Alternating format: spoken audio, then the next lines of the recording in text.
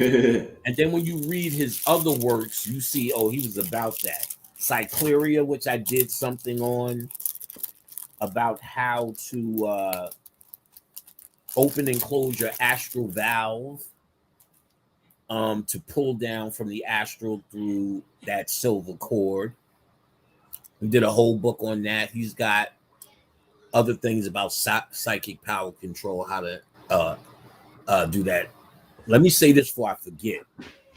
There's a movie about this book, loosely, about the whole style of this book, called The Master. The Master. It's a terrible movie. Joaquin Phoenix is in it. So you know he tries to be real fucking Joaquin Phoenixy. That's the dude who played the Joker. So it's one of them artsy movies. What's the dude? He died. He killed himself actually on drugs. He's in it, one of his last performances. But they're doing all the fucking exercises, or a lot of the exercises from cyclomancy in the movie. She goes, look at my eyes. He goes, what color are my eyes? He goes, they're blue. He said, see them as brown. Look until you see brown. You'll never see brown per se, but the act of using your imagination to see brown, right? That's the point. It's not the destination. It's doing. It's what you're doing, and I'm gonna get harder into this a little bit. Is trying to break down what you call reality. You stuck yourself on reality based upon your agreements. A book like this starts breaking down your agreements with little things you call reality. And it starts putting you in a mindset of spirituality. All things are possible, or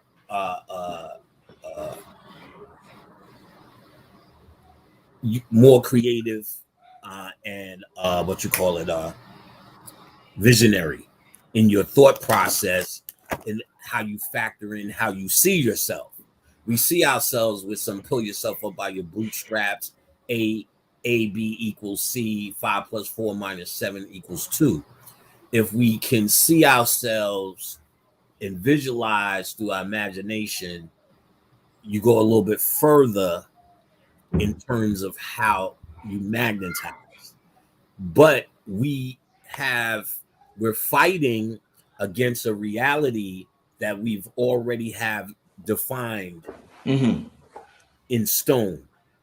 As up is up, left is left, right is right, and that's how it go.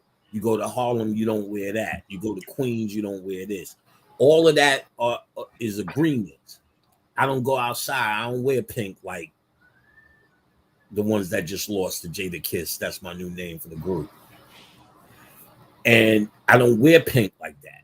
So to me, that's, though I have pink shit, you know what I'm saying? But, you ain't going to catch me in a whole fucking pink flow with a pink mink.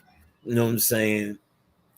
Now, that's not a reality for me. That's not something that is real. It's not even my era. You get what I'm saying? So we have these agreements of reality. My grandfather, your grandfather's agreement with reality is very different from his son's. And extremely different from yours. And your son will be different from all of our asses. You know what I'm saying? Right. Reality. So what books like Cyclomancy would do, or one of the best I've come across thus far, Cyclomancy does, it gives you exercises on breaking down reality. And we'll go to the kind of a next question after this one last point. One of the first exercises in Cyclomancy, and no one gets it. How do you not get this? I find people asking me this question all the time. He'll tell you, take a bowl of hot water, a bowl of cold water, put one hand in each one, and perceive, which he'll say, make the hot water cold and the cold water hot. These Negroes think you're supposed to change the goddamn temperature. Who the fuck are you, the Green Lantern or some shit? That ain't happening. What you're supposed to do is try to question your perception. What is hot and what is cold? What's cold to you may be hot to me. What's hot to me may be cold to you, which means there's no line in the sand that says that's hot and that's cold. That's clearly a case of perception. Oh, it's cold in here. No, I feel great. So understanding that is perception, but is one of the things we tricked our mind into believing hot is hot and cold is cold, based upon your definition of temperature, is trying to tell you to break that line down. And that's really the trick here. What it is you think you are as a human being must go to, what the fuck is that noise? To raise up the spirituality in you. You're really destroying your thought process. When you say I'm destroying panic, it's not the physical that you're doing. That's going to happen. You're destroying what you think panic is, what you've been trained into. You're trying to question that constantly. And that's the trick. So this book here, which is now all over the web, I do still sell PDFs. If you just the guy who just can't find PDFs online, if you're not that guy, you know what I'm saying? Well, you could come get it for a good, I still sell it the same cheap price I've always had. Because I introduced it to the game, so I feel a little bit personal. But ultimately, if you're good at getting it, you'll get it. You'll find it. Find it, get it, enjoy it. But we'll go into the next question, and I'll tell you some of the benefits of the book as well when I dealt with it. Okay, excellent start, man. Excellent start. Make sure you'll get that PDF online, family. Cyclomancy. Before we continue, before I forget, I want to give a shout out to everybody who bought my mother's book. Oh yeah. Shout out again. Kayla, Petey, and the Forest.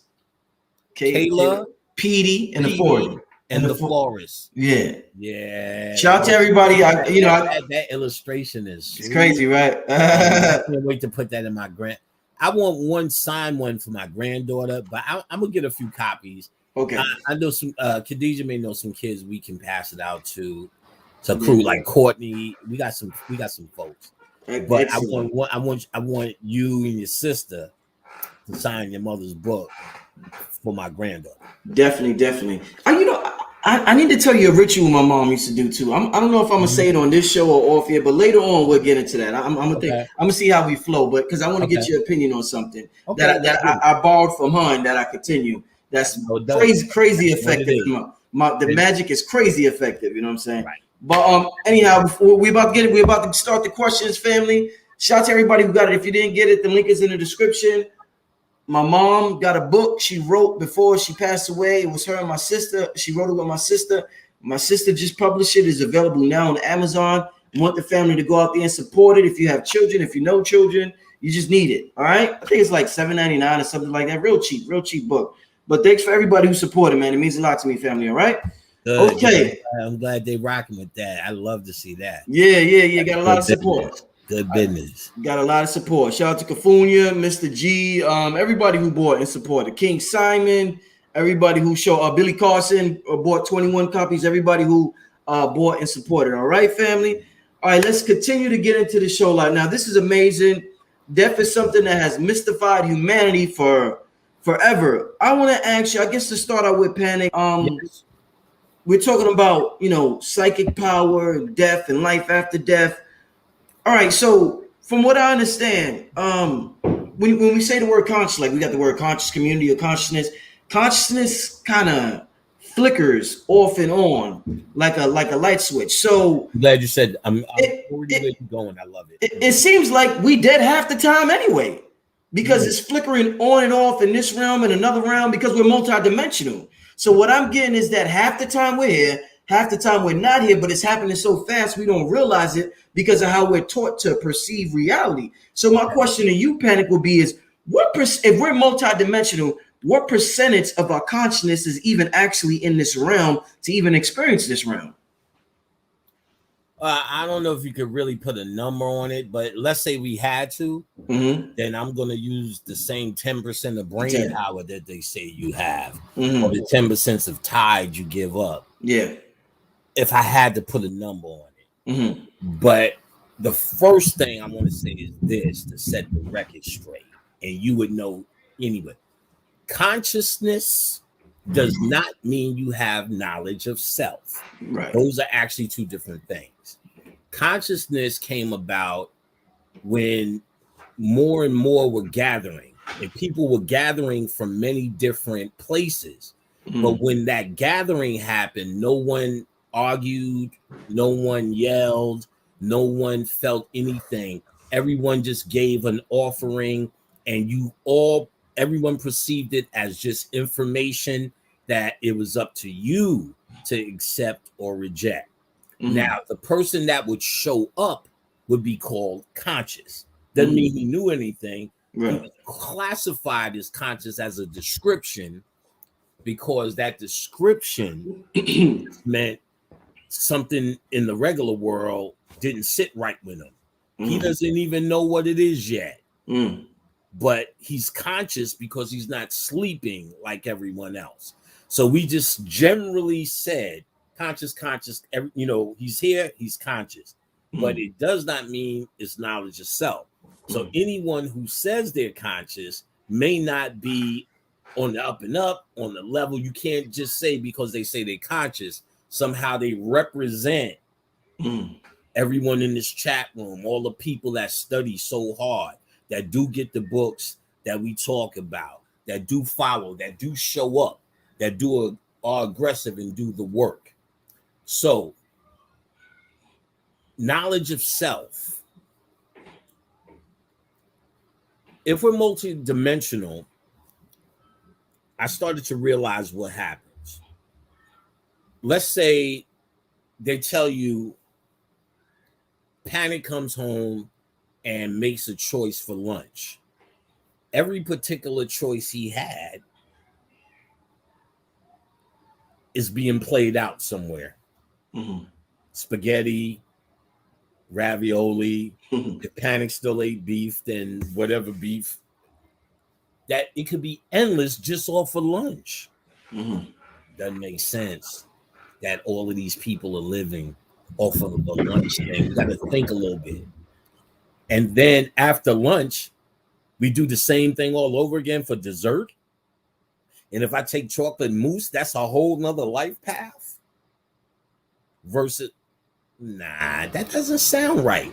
See, we hear these things, and I try to always get students to use their own mind to follow it through. It doesn't sound right just on the surface, which means you have to dig more. And when I dug more, I found out, boom, waves and particles. When they talk about the two things, they say when you observe, they turn to particles. Remember that? And when you're not observing, it's quantum or waves. So if all of those things happen, it's all just data. You're not living it out. What you're living out is what you observe.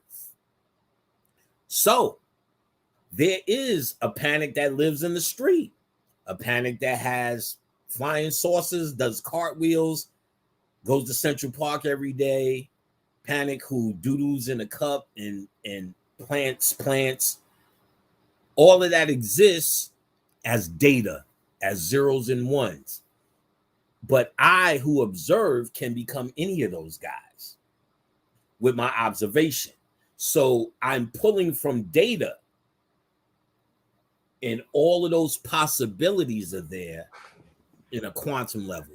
There's no Panic on this planet, Panic, virtual Earth number 4,732. Panic the Doctor. To what end? So when do you die? Does Panic the Doctor dead when I die? Do all the Panics die? Do I get peace? How can I get peace? Where's my soul at? How many souls do I have? And that shit don't add up. When you start saying we live, yes, it's happening, But if we're not observing it, it's not being played out. It's like data. So everything we possibly do is data. Panic, who would have did the panic, and all them choices, it builds up into zeros and ones. My observation or laws of attraction can make me that dude. That's why when you were 18, you were one individual. And then when you was 25, you was a whole nother entity. It's like your attention went from Rich, who liked the New Jack Swing at 18, to Rich at 25, who was all about that Def Comedy Jam life. Then Rich at 30, you know what I'm saying, who had his office gear on, you know what I'm saying? That kind of shit. Then Rich at 32, 33, who said, hey, listen, so I don't even want to say 33. I am not and don't know shit about Mason, nothing. I'm not connected to that. I do not care. That is folly to me. Like, what are we gonna do? Go there and talk about, well, you know, whatever. But ultimately, I don't want 34, Rich might have said, oh, this information. And you were observing a new Rich. So where was that Rich at? Where was he waiting at? Was he living out a life somewhere? No, he's here because you seen in your mind who you wanted to be. I want to study this shit right here. This is interesting. What you're doing is now changing your consciousness to another parallel dimension. And it's being played out on this grand stage of Earth. There's not many Earths. I don't know. Right? Because I don't know. These are things we really don't know, to be quite honest. But we have to speculate how I just speculated. So, yes. Panic, when we change our consciousness to parallel dimension, like you're a different entity right now because of, you know, your level of awareness than you were when you were young. So should you not share that past from that entity you were when you were young? Because this version of you didn't experience that, because this is a different version of you. So well, does that eliminate your past? All you though, but let's not forget. They're all you. Mm-hmm. It's all your data. It's like my computer has data. You ever get your laptop? How the fuck did this get full? But you're not utilizing everything at once. When you're using Word, you're not using the internet versus playing a game versus Netflix versus whatever. So you're doing one thing at a time. In the computer, there's your hard drive, which saves all your data, then RAM memory, consciousness, subconsciousness. Computer stop. Consciousness, subconsciousness, right? So in your subconscious are all of these panics. They're all me. Right. So the little young panic is still connected to this guy. Or if I was a doctor, that guy. Or if I sold hot dogs in Central Park, that guy. You get what I'm saying? That would just be the path I chose. So you're choosing your paths. During slavery and this Holocaust, what white people try to do is get in your head, mind control you into picking paths that they want you to choose. They want you to act like they want you to act. So you normally would be who you're going to be. You shift parallel dimensions all the time. You're not the same guy. I'm not even the same guy when I started speaking on Blog Talk. You know that more than I'm more crass, more what the fuck, nigga. And you just learn while it's seeming like you're learning more, but you're shifting consciousness. We say it all the time. So what is that? You're going into your hard drive and putting something in RAM that you now know is better. Or we say it this way: we're going in the darkness and bringing forth a new light. So, Rich, you're much smarter. You're much wiser. That's what your parents said each time they seen you grow from each stage. You know, oh, you got so tall. You growing a mustache. Look at his shoulders. Remember that era? And then afterwards, oh, look at Rich. He looked like one of them boys from outside with all his sneakers. With the do-rag. Yeah, I remember. Yeah.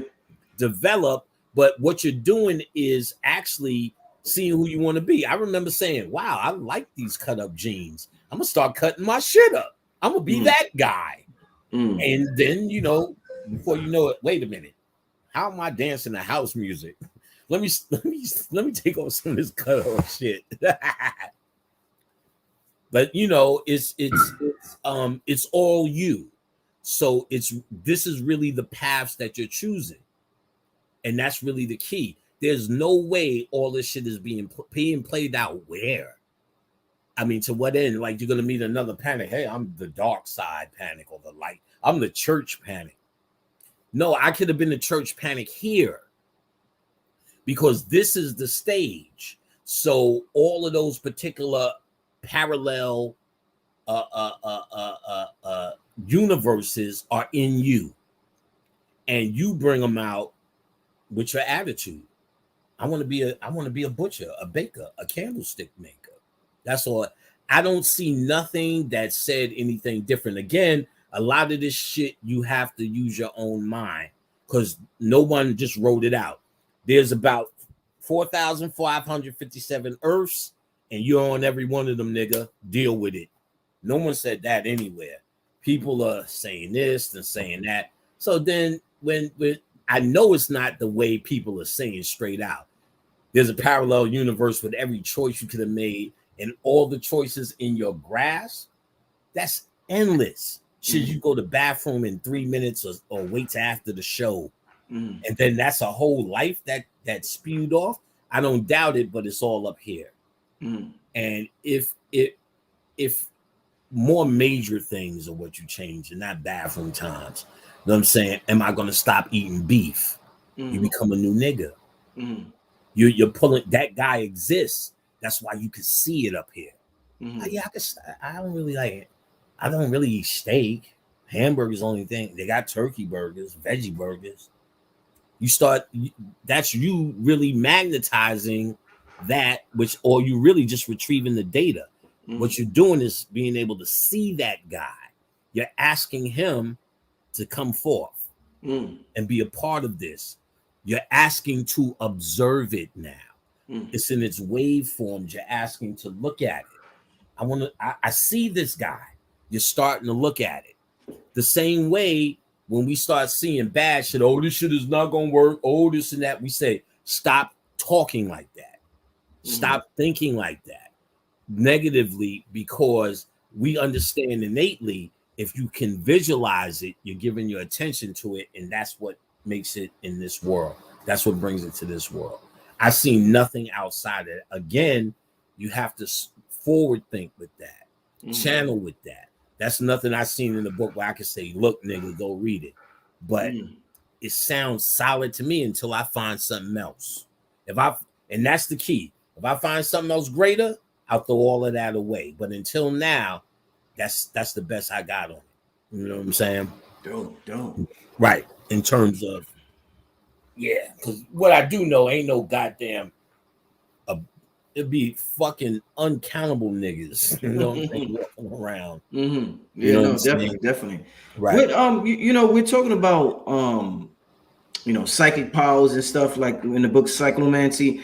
Right. You know how growing up we always heard if a person starts to lose their hearing, their eyesight pick up, or if they start to lose their eyesight, their hearing picks up.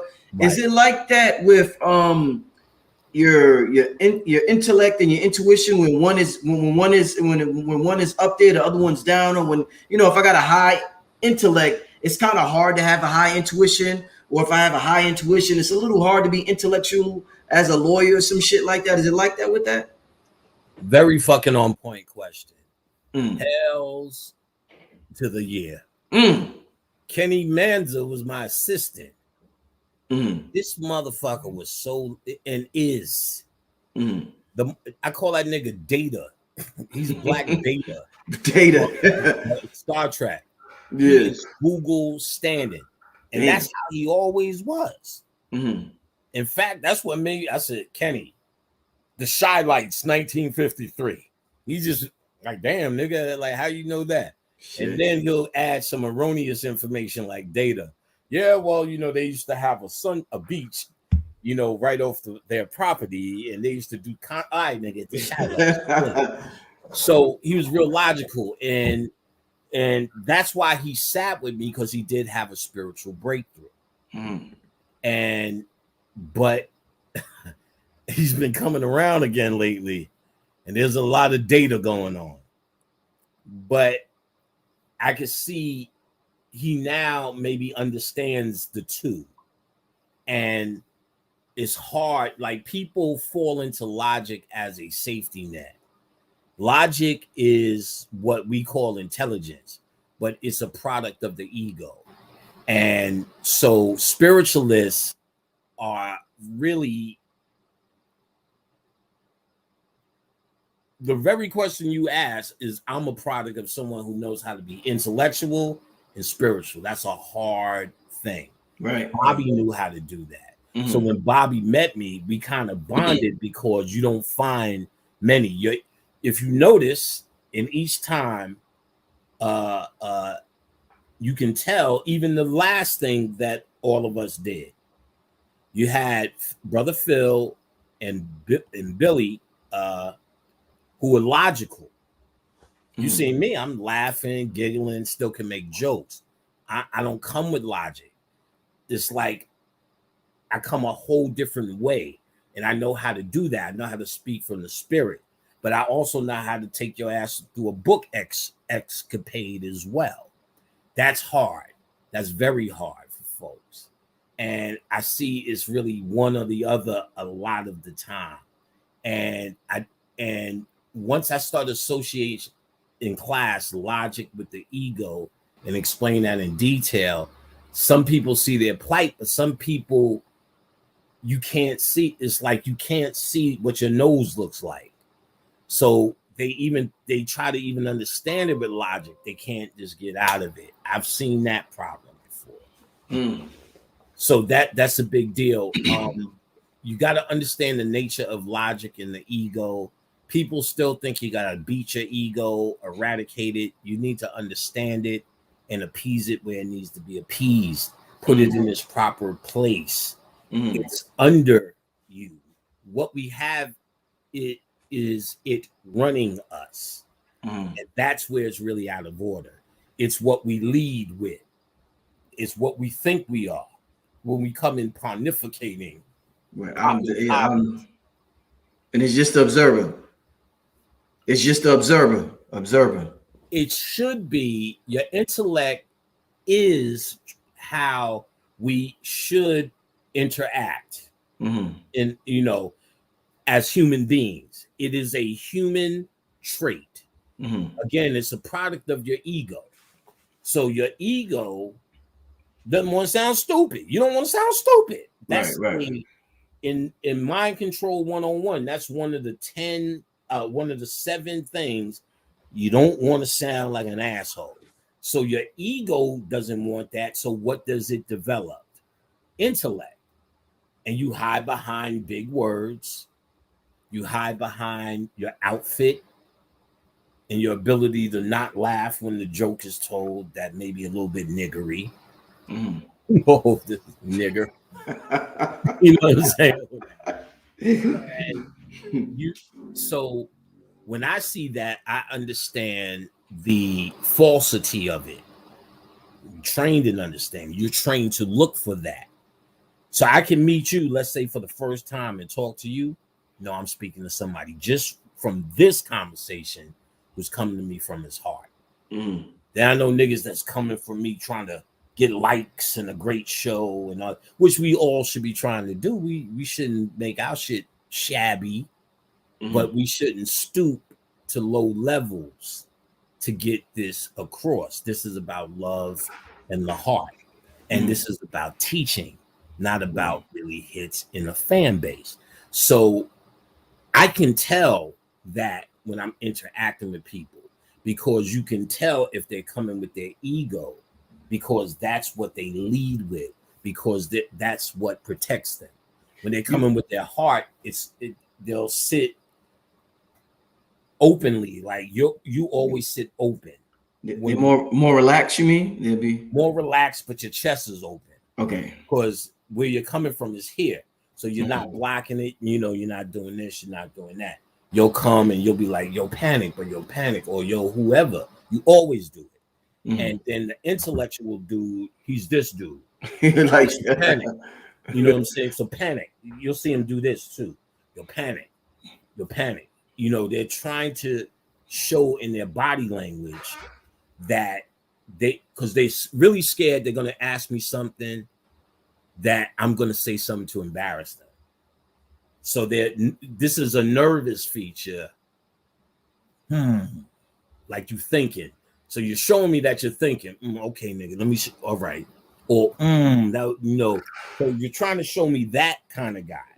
And so that tells.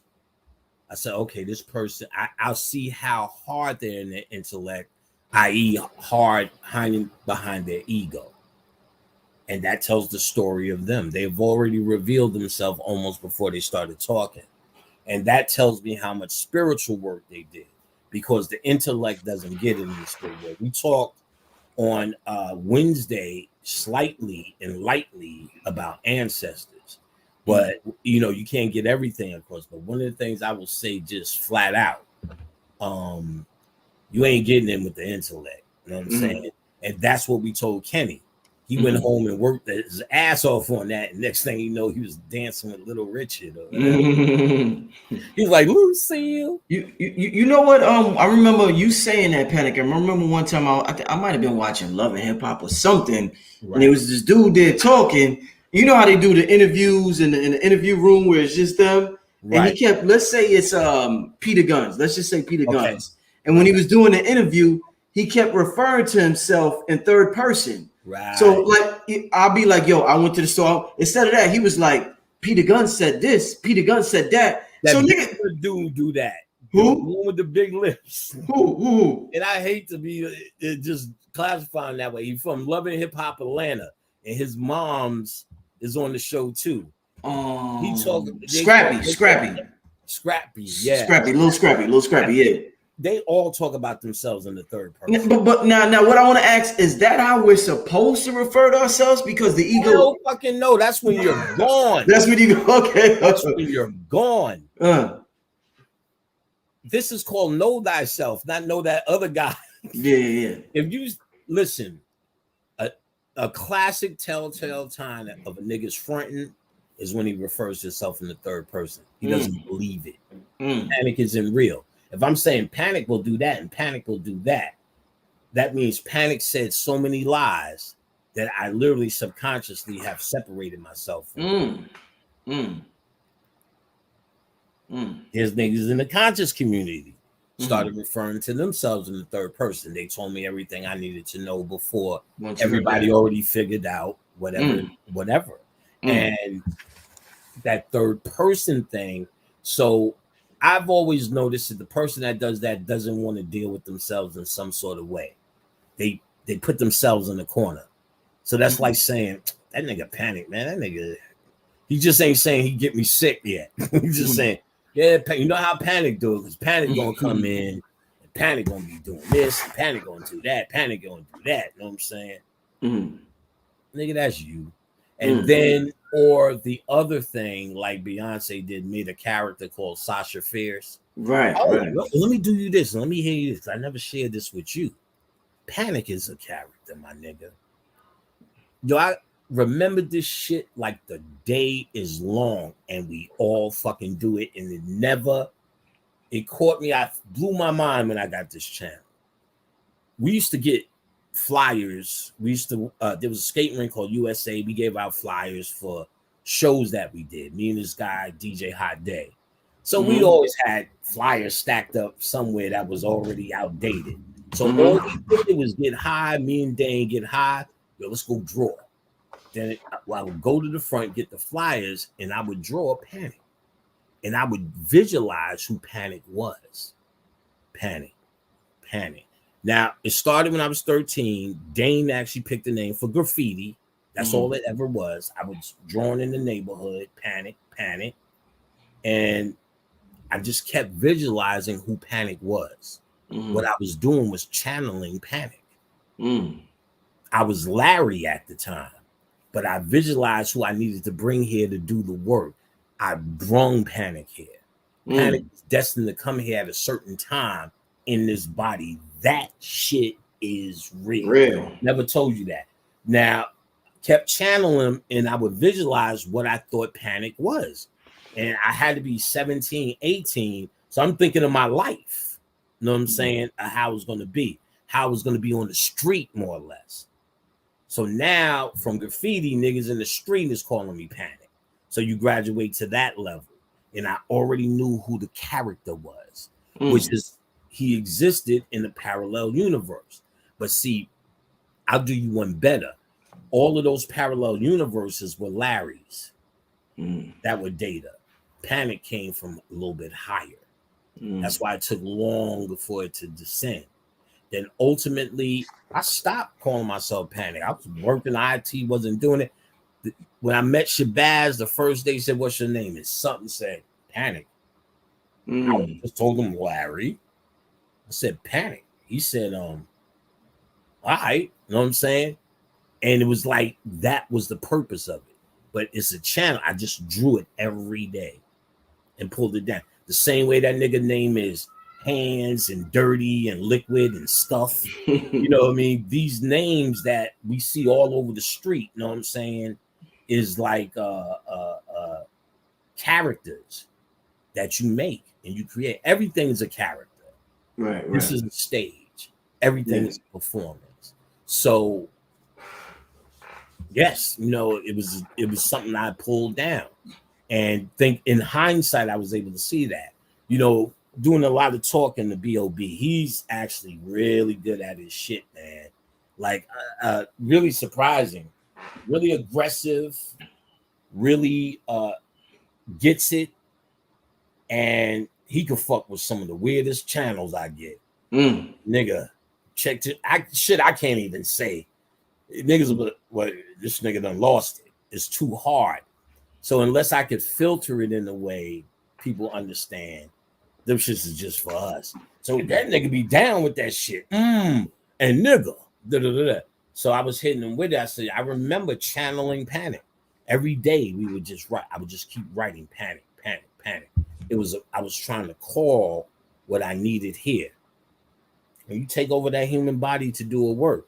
Now that's us. Half these niggas are stuck in this shit. I'm sorry to tell you guys. Yeah. And you're listening to this to get out of it.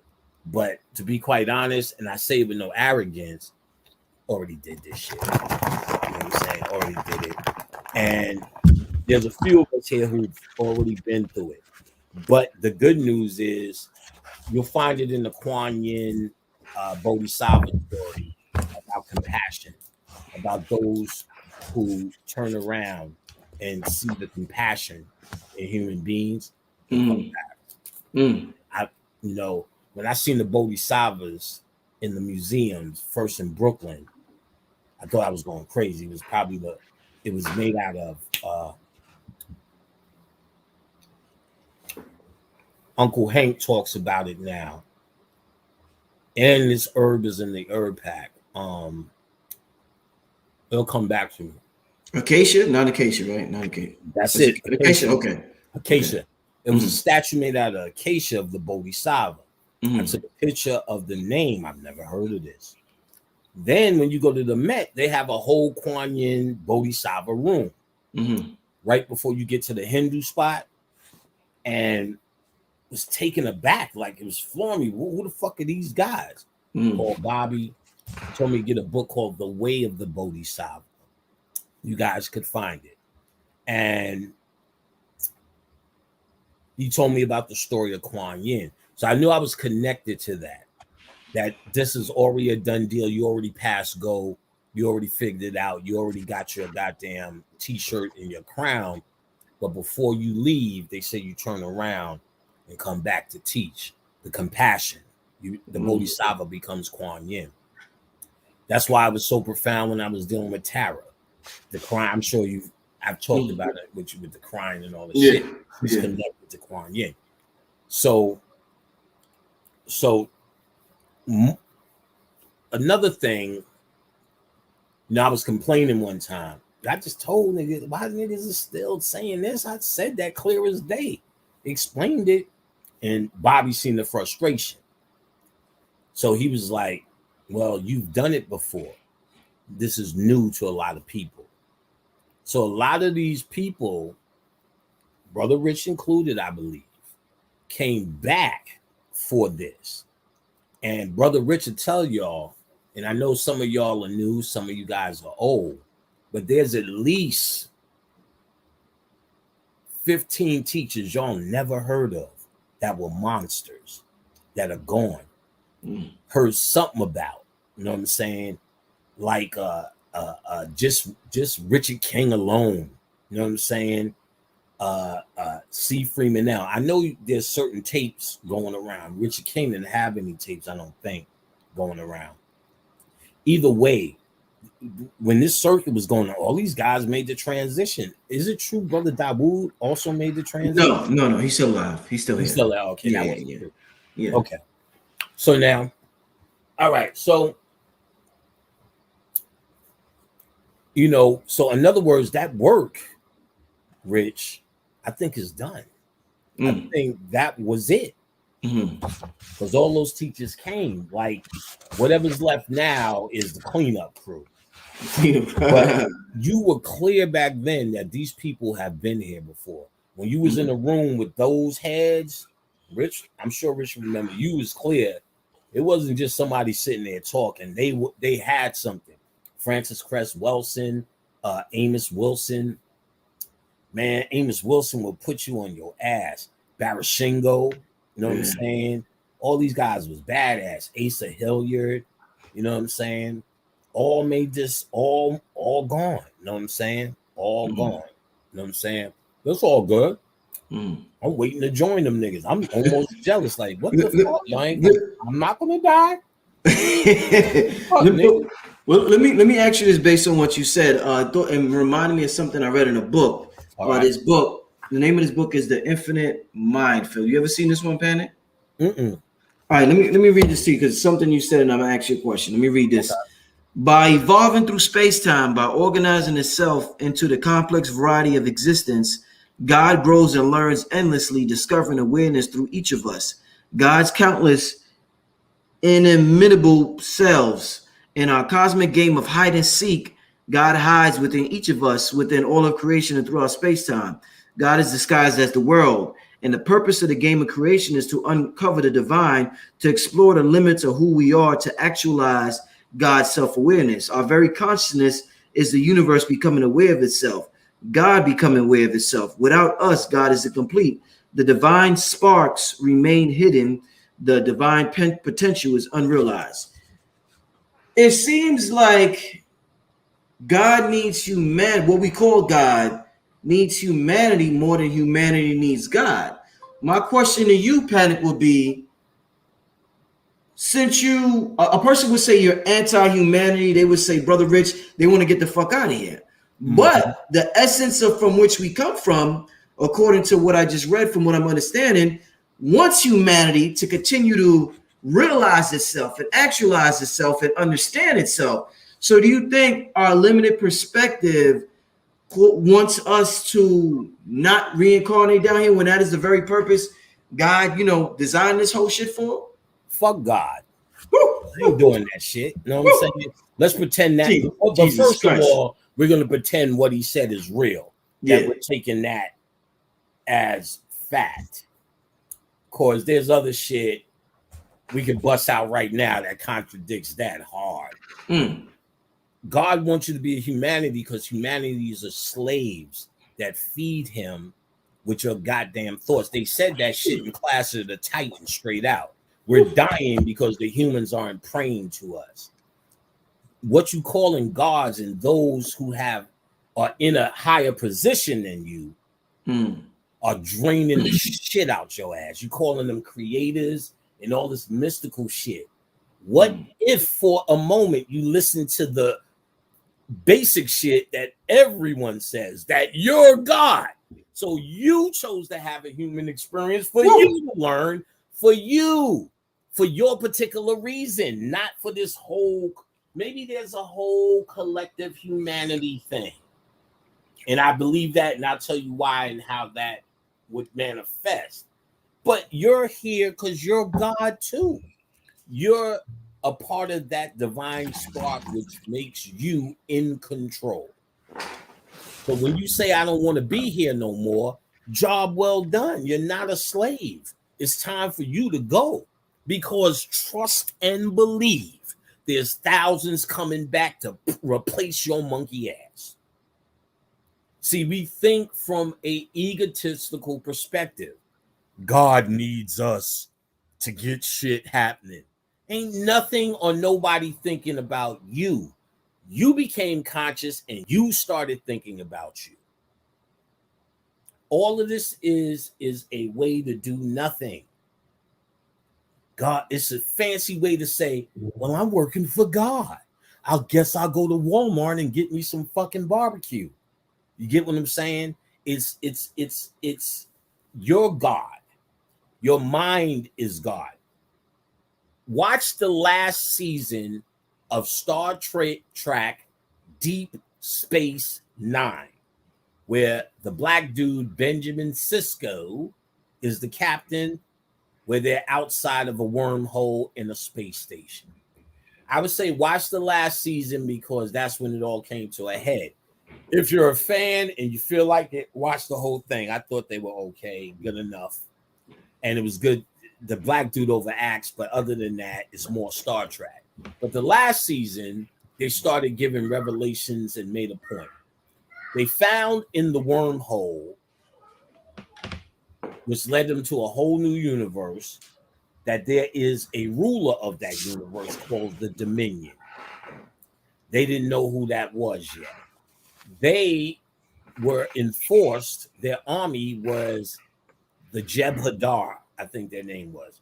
They were niggers to the point where it was scary. Like, they're not even trying to hide this shit. And they were stuck on this shit called white drugs, which made them work for the Dominion. Now, throughout the show, they had on the first Star Trek Spock, somebody weird. Second Star Trek Data, Kenny Manza. You know what I'm saying? And in the third one, the one I'm talking about, they had a character called Odo, who was a shapeshifter. He said how I could turn into anything, but I'm most comfortable in a bucket as liquid. Turns out he's a part of the Dominion. He didn't know who he was. He didn't know where he was or his people. He was alone there. Turns out the Dominions are the same shapeshifters as him. The Dominion live on a planet where it's just one big ocean of all of them. They said, well, what we do, listen to this shit. They tell you in your face, is send pieces of us all around the universe. Some make it back, some don't. The ones who make it back rejoin the pool, and what they learned wherever they were at becomes a part of the whole collective. Or the mind of God. Right. God sends us out with parts of his mind, not God sends us out separate from him as humans.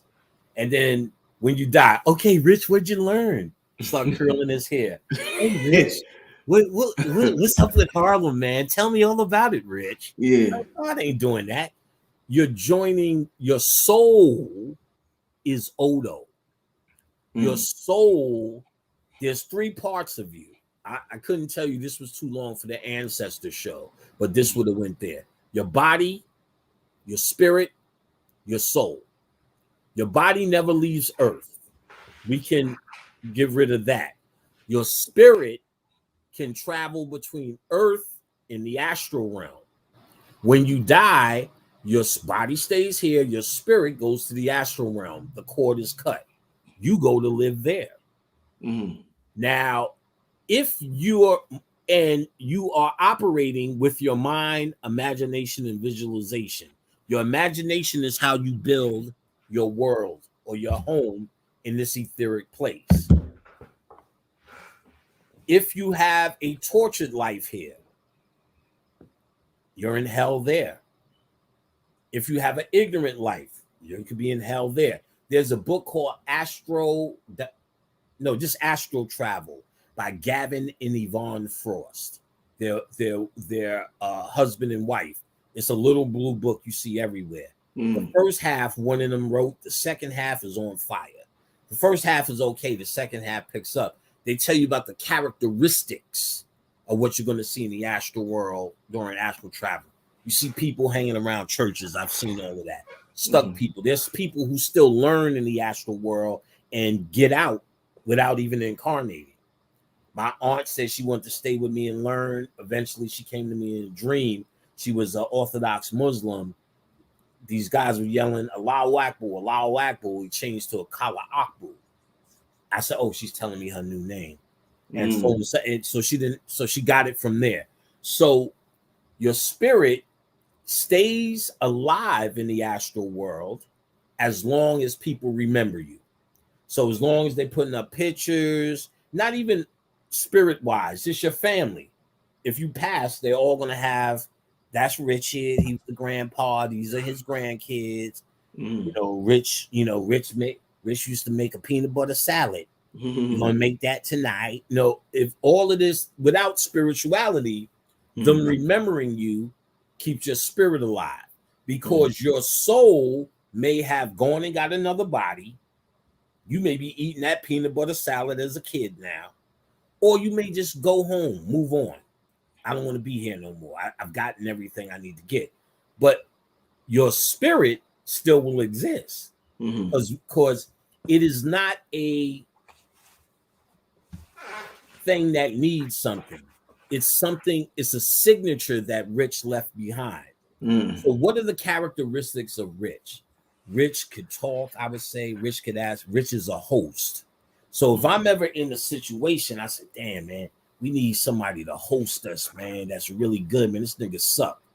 Yo, let's fire this shit up. Get Rich's picture. You know what I'm saying? I know exactly what I'm putting up there. The fucking turkey burgers that you like so much. Facts. Boom. You know what I'm saying?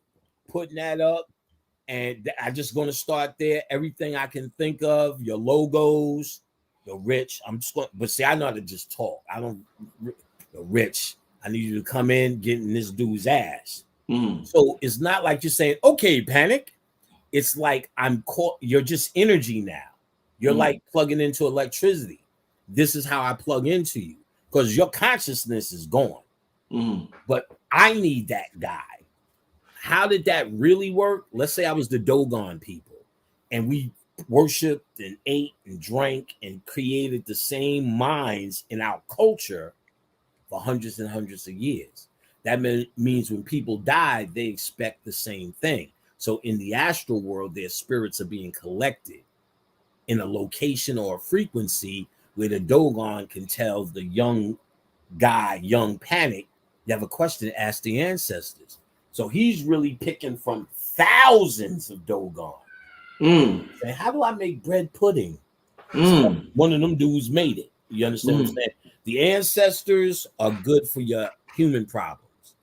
The gods, really, even Lakshmi, use Lakshmi for spiritual prosperity.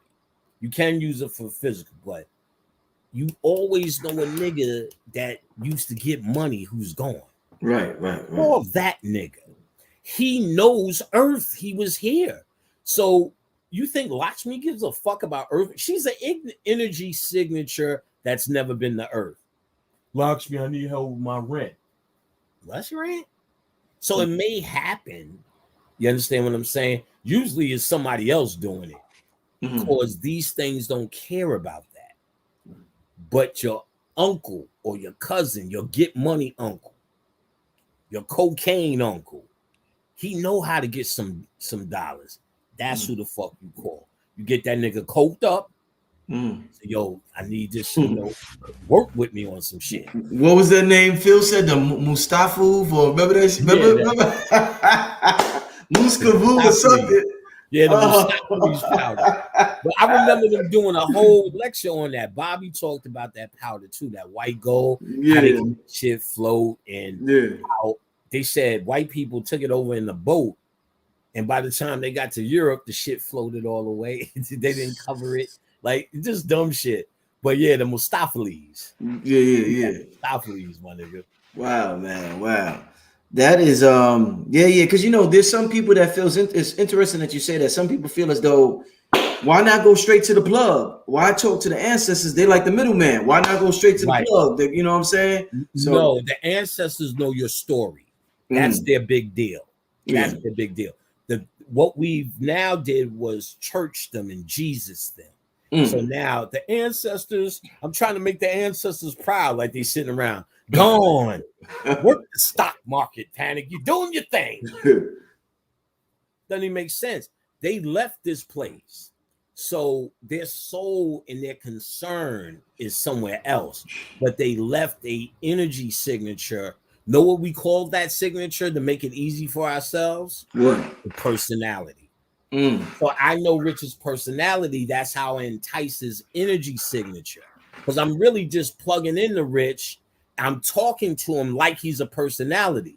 But I'm really communing with the energy. I need Rich's energy. This is who he was. You are that guy bottled up in a container. You release from that container. Now I have a name for that energy that I can call. Oh, everything's an energy.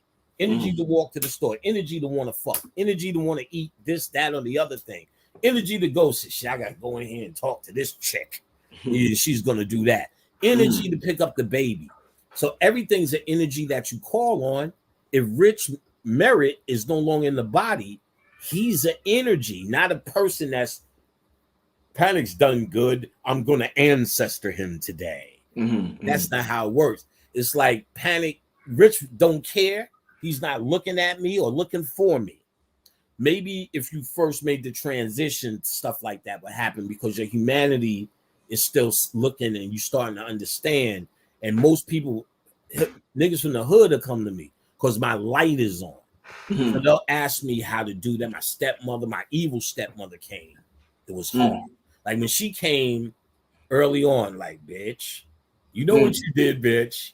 So it was hard, even though I know she's not the same person. But it's not hard for them. It's more hard for you. And going through what I understood with my grandfather, I said, all right, then what the fuck is up? She said, she left my father, got with a new dude and died to do this. You know, that was still her dude. So my father was before that. So she's like, why is your father trying to get with me? I said, understand, on earth for a moment, there's a time where y'all were at the high point of bliss. When he gets with you in the astral world, because you're not one entity anymore. You're not a singularity. When Michael Jackson came, he talked about 1,000 niggas. How is he talking to you? And he was, well, I was like, no, he's not one guy anymore.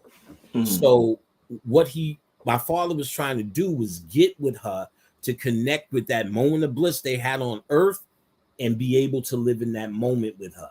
That's a part of his arsenal as he builds a heaven in the astral world. Now, ultimately, heaven is the quantum world. That's the final destination, as you could say, even the Kamites seen it. The end result is our quantum reality in what they call the Osirian body, and you become all the gods, blah, blah, blah. But in the astral world, we're just talking about, we hadn't gotten past the astral world yet. The astral world is a part of Earth, and it's a part of the illusion. When astral world is not an end result, not a destination. It's a part of it. It's every night you go to the astral world when you dream. You travel every night. It's nothing scary. It's nothing you have to do. What your true astral traveling is only becoming lucid of the traveling that you do. Now waking up, I had a weird dream. Waking up, you're actually finding techniques to bring your consciousness in the dream with you. Excellent book, just like Cyclomancy, is a book called Astrodynamics by Robert Bruce, a how-to on exercises on astral traveling. When I did that shit, that was the shit that got me in. Astral traveling separates the men from the boys. Once you start fucking with that and you become competent in that world, that's when it starts talking back to you. You become lucid in that world. And becoming lucid in that world, more lucid in meditation, lucid in that zone out, you can stay in that moment because panic is there controlling it. Usually panic is back on earth while I'm somewhere here. And then when I come back, my memory is trying to remember bits and fragments. when I bring panic with me was what you truly learn in astral travel. They tell you all that shit, and I did all that shit in the dream. Move your hand, stop shit from you. Niggas was arresting me. I'm like, oh hell no. They were in a bed in a hotel with Khadijah. She's visiting. This was before we got together. She's visiting New York. Wake up, nigga. I've learned how to meditate. I've been meditating since I was 10. My father was deeply into that shit. And I could get so deep, like in a barbershop. They'll tap me. It was my turn. I can't just get up and turn. I'm literally sleeping. I would experience paralysis. So that same paralysis that people complain about, I could go that deep and be aware where I would literally have sleep paralysis if I tried to move. So I know how to consciously call myself back, wait for my spirit to get, because your spirit is what animates you. You're still alive because it's cut to the core, but it's actually in the astral world. So what do you recommend when you have the sleep paralysis? Like for people, just try not to get up. Just if you're aware enough, lay your ass there, because it's going to be struggling. What happens is you come back into awareness in layers. So your consciousness comes back before everything comes back. So you're up and aware, and then you try to do what you do, but you're not totally back yet. And you can't move because your spirit is what animates you. So when you die, your spirit leaves and it lives in the astral world. It can come to earth, that because it's the same thing. The astral world is more etheric, but earth is more material. So that's why we can call spirits, give shit to spirits, physical things. We're in a symbiont relationship. This is not really your true high self. It is what the creator made to actually fool you. It's the dream world. When you check out the Gnostic shit, they'll tell you that the creator that they're calling God, like I said, it depends on what God that dude is talking about. You feel what I'm saying? Because there's an evil lesson. Like in Gnostic thought, there's the one true God. And he created 8 deities under him. Loose to run through the story real quick. The lowest deity was the Great Mother, Sophia. So the Great Mother Sophia couldn't see above her. And ego took a play. So she had a baby without the Holy Divine Spirit, recognized it, threw it in the abyss, Yaldabaoth. And of course, he seen what was happening as the mythology goes. He seen what was happening above his head, recreated it his best he could. For the firmament to rest his feet, he created earth, and to rest his head, he created the astral world. So what they're saying, where he controls your dreams, this creator that everyone's given, he needs this to unfold and look at himself and all that bullshit shit. In a way, that's true, but they're still attributing it to someone outside of you. You came here to do that for you. And we don't want to take, it's everything not to take responsibility. I'm doing this for somebody. I'm on a mission.